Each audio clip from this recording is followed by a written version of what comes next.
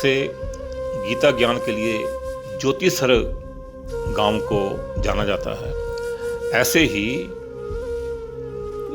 नरकातारी और दयालपुर, ये दो गांव बड़े प्रसिद्ध हैं। और उसमें नरकातारी में तो घोड़ों को जल पिलाया जाता था और उनकी सेवा शुश्रूषा होती थी। इसी प्रकार का वहाँ कुंड भी है। यदि वहाँ आप जाकर देखें तो पता चल जाता है कि हाँ भाई, यहाँ से घोड़े अंदर आते थे। अब दयालपुर गांव की जो प्रसिद्धि है, मैं तो बचपन से देखता आया, अपनी माता जी के साथ जाया करता था कि संवत का मेला लगता था और वहाँ बताया जाता था कि जो भीष्म पितामह थे, बाणों की शैया पर वो लेटे हुए थे। उनको प्यास लगी और उन्होंने दुर्योधन से जल मांगा तो दुर्योधन सोने के कलश में जल लेके आया। वो उन्होंने स्वीकार नहीं किया और फिर अर्जुन से जल मांगा तो अर्जुन ने अपने बाण को चला करके गंगा को प्रकट किया और इसीलिए बाण गंगा कहा जाता है। बाण गंगा, दयालपुर गांव, तीर्थ बाण गंगा।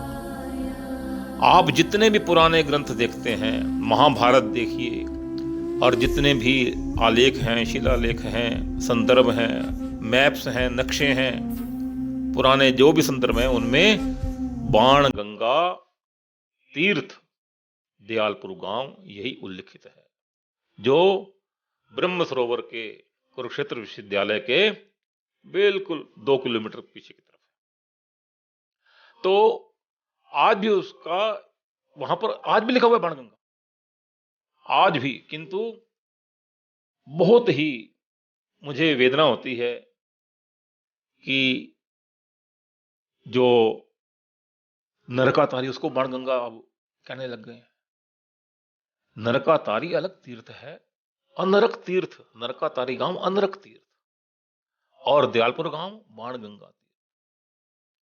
और इसकी प्रसिद्धि बाणगंगा के रूप में इसीलिए हुई क्योंकि अर्जुन ने बाण चला करके गंगा प्रकट की और भीष्म पितामह की पिपासा शांत की। और महाभारत से अधिक प्रमाणिक ग्रंथ कोई नहीं। हमारे गुरुजी पंडित बालकृष्ण भारद्वाज जी ने, जो प्राचार्य थे बिरला संस्कृत महाविद्यालय ने, उन्होंने एक कुरुक्षेत्र परिचय ग्रंथ लिखा।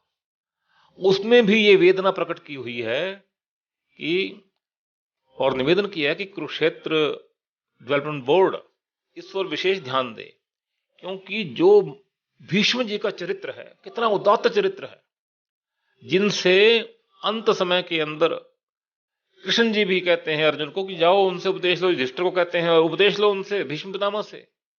और सब पहुंचे उनके पास, बाणों को शैया पर लेटे हैं और बहुत धर्म का उपदेश कर रहे हैं। तो द्रौपदी ने कहा कि भाई, जब इतने आप ज्ञानी हैं तो उस समय नहीं ध्यान में आया जब मेरा चीर हरण हो रहा था, तब चुप रहे आप। अब कह रहे हैं कि धर्म के लिए बोलना चाहिए, धर्मो रक्षित रक्षितः।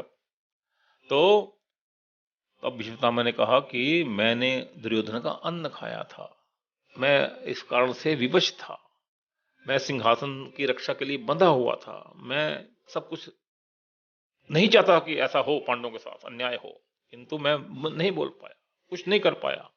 और अब मेरा वो जो खाया हुआ अन्न था, खून मेरा वो निकल गया है, वो सब निकल गया है।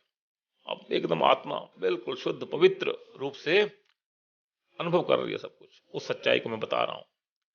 तो इतने उदात्त महान महाभारत के जो पात्र, महाभारत के अंदर जो व्यक्तित्व रहे, भीष्म पितामह, उनसे बढ़कर कोई नहीं है, जिनको कृष्ण जी भी नमन करते हैं। भीष्म पर्व है, गीता का उपदेश भी भीष्म पर्व के अंदर ही है। उस भीष्म पितामह जी की स्मृति के अंदर हिंदवासियों ने, हिंदुओं ने, भारतीयों ने उस निशानी को, उस पहचान को बनाया हुआ है। जब कोई सुविधा नहीं थी, विदेशी आक्रमण हुए इतने, तब तक तो वो पहचान बनी रही। अब उसको हम सब सुविधाएं होने पर, सब कुछ अपने हाथ में होने पर धूमिल ना करें और वहां अनरक तीर्थ लिखें, बाणगंगा ना लिखे वहां, अनरक तीर्थ है वो। सच्चाई का ही प्रभाव होता है।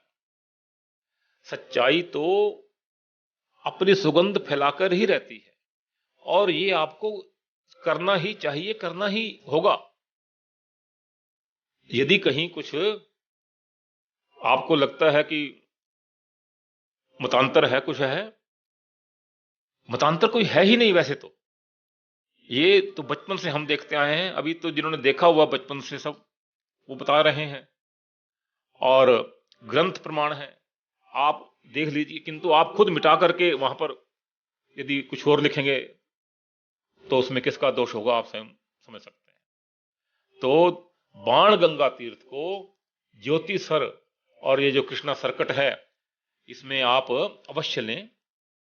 और नरकातारे का भी आप जीर्णोद्धार करें।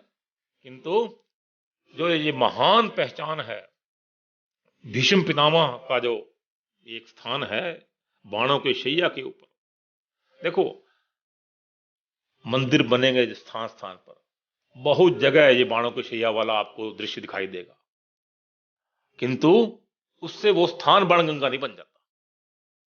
नरकातारी में भी आपको बाणगंगा वाला, ये भीष्म पितामह वाला जो बाणों के शैया पर लेटे हुए हैं चित्र होगा, मूर्ति होगी, कोई बात नहीं, किंतु वो अनर्क तीर्थ है। महाभारत इसमें प्रमाण है। कोई किंवदंती वाली बात नहीं है, कोई मतांतर वाली बात नहीं है। बिल्कुल स्पष्ट है, निर्भ्रांत है कि ये एक बहुत ही प्रतिष्ठित तीर्थ रहा, जिसका नाम भीष्म पितामह से जुड़ा हुआ है। और अर्जुन ने बाण चला करके भीष्म पितामह की प्यास बुझाने के लिए गंगा प्रकट की, और ये नाम सार्थक है उसलिए।